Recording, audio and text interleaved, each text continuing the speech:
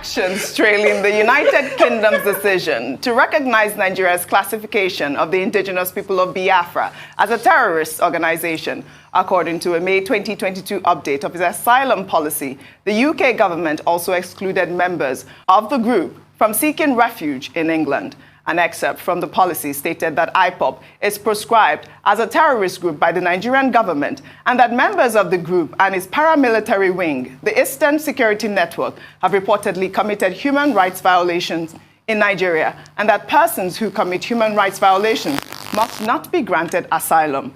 The UKVI, a division of the Home Office, however, directed its decision makers to also consider all claims on an individual basis for anyone seeking asylum. Well, let's take a tweet from Paul, who wrote, "Support from foreign nations and international organizations is a key component of IPOB propaganda.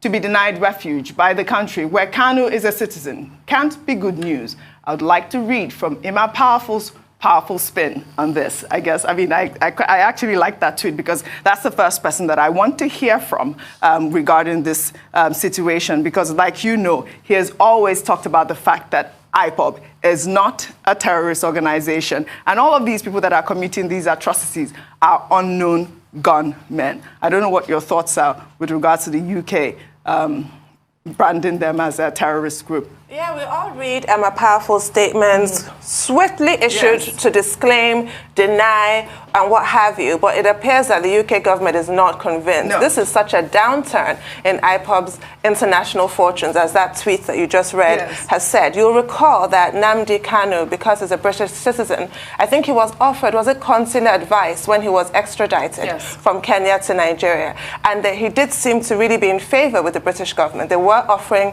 refuge in their country to IPOB and MASOB members who have been persecuted. But now we see what we I think we heard it first from APGA, probably the Governor Soludo, talking about a faction of IPOB that is, running amok in the southeast. This one faction led by somebody in Finland. So what that suggests is that IPOB, like so many of these organizations, has splintered off into different groups. And somebody like Emma Powerful is more on the central side of it, so he knows their activities and can speak to their activities. But these fringe groups that have become a lot more extreme than those at the center are the ones completely ruining the situation. From sit at home to the disgraceful killings of the soldiers, that couple, and they're just the last, and hopefully, I hope they're the last couple, but we don't know. It seems to be in vogue for these people to be attacking our soldiers, attacking our policemen, murdering, beheading. Yes. So you have IPOB, I think I want to call it the original IPOB, who are saying they have no knowledge of this, and you have these fringe elements using their name, abusing their name. Yes. It's a complete disaster. Dr. Bati, your comment on this. Okay, the first thing to establish is that every state has a sovereign right to determine who it admits into its territory, or who it grants asylum or assistance or any kind of protection under international law. And that sovereign right, of course, is not absolute. It considers the rights of other sovereign states. In April 2021, when the UK government decided to grant asylum to members of IPOB and also MASOB on the grounds that these were groups, nationalist groups, self-determination groups, who have rights under Article 1 of the UN Charter and who have been discriminated against by the Nigerian government within the context, again, of the reported extradition of the leader of IPOB from Kenya to Nigeria. Some people say it's not extradition. This was a case of kidnap. Okay, so all of that was political at the time, and the UK government decided to say IPOB and MASOB were being persecuted. The Nigerian government protested at that time, and the Nigerian government must have made representations to the UK authorities to say that, look, these are not Biafran nationalists, this is what we have. And IPOB, having been proscribed by the Nigerian authorities, I guess that the Home Office, the UK government, must have considered representations by the Nigerian government. So in July, they reviewed their position. They said that, look, the persons that will be granted asylum will be persons who have been persecuted in Nigeria on the basis of sexual orientation or on the basis of the fact that they are running away from terror, those who have been persecuted by Boko Haram. They didn't mention IPOB and MASOB at the time. Now in May, the Home Office has now said, look, IPOB and MASOB, they are not entitled to asylum. Yeah. They say that they agree with the Nigerian government that IPOB is a terrorist group. MASOB has not been labeled or declared a terrorist group in Nigeria, but at the same time, they did not. They have withdrawn that offer of asylum, which is a complete U-turn, a complete vote for us. But the qualification is that every case will be considered on its own merit, and that humanitarian assistance will continue to be given to persons who have been persecuted. Well, this will be quite a major disappointment, for members of IPOB who worked a lot to mobilize international support for their cause. But in any case, as I said at the beginning, the UK is within the right of the UK to review its own policies, and there's nothing anybody can do about that. The same way they review policies with regard to COVID, with regard to visa or whatever. Tomorrow, depending on new information or circumstances, the UK government or any other government can also again change their mind, which then takes us to the final point, that these are basically Nigerian issues at the end of the day. Nigeria has a responsibility to address its own problems and to defend the interests of its own citizens, whether they are members of IPOB or MASOB or Oodua People's Congress or whatever. All of that, freedom of association under Section 40, does not remove their right as citizens to be heard, which is the point that Governor Wike was making about dialogue, that he supports dialogue with terrorists, but that part of his statements was lost in the midst of his self-declaration as a madman who wants to rescue a mad state.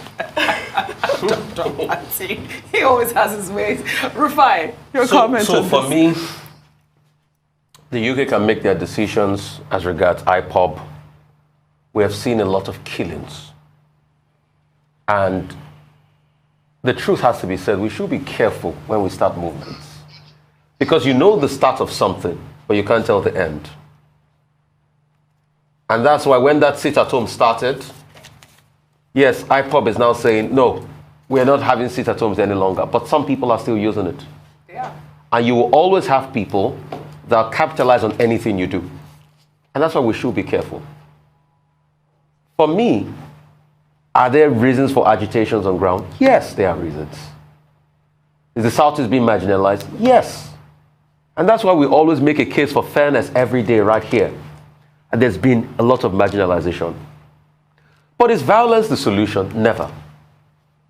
Is crippling the system in the name of sit-at-home the solution? Never.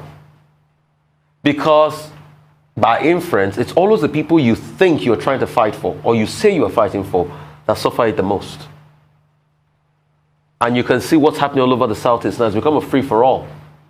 Businesses are practically shut down every Monday, which is one of the most commercial days of the week.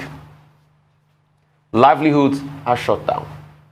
All of a sudden, there's a lot of violence and chaos everywhere. I mean, you can argue strongly that yes, unknown government can be used by some people and the likes, but the truth has to be said. It goes back to initial statements of sit-at-home, and people are capitalizing on it. In all of this, the way forward for me will be to dialogue more. You see, even if you fight a war, no matter how much you pound each other, look at Russia and Ukraine now, using all the thermobaric bombs in the world, pounding each other. That war will still have to end on the negotiation table. All right. But the question is, I don't know why people have to fight first to come to the negotiation table. So to me, it's like we fight to negotiate. That's the story of the day. Well, thank you all for your beautiful analysis, and you all have a great weekend. Yes, you too. Well, all right. That's all I have for you on What's Trending today. I'll see you all next week.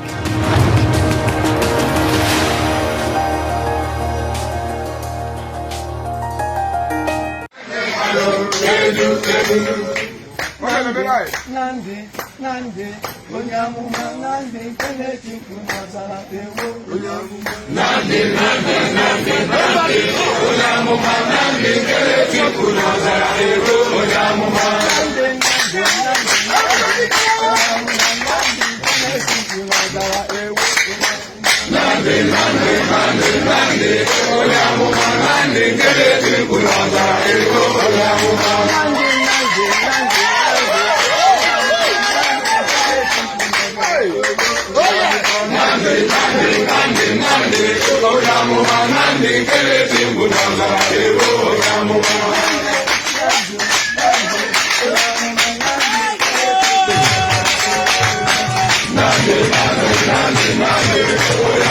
Nandi,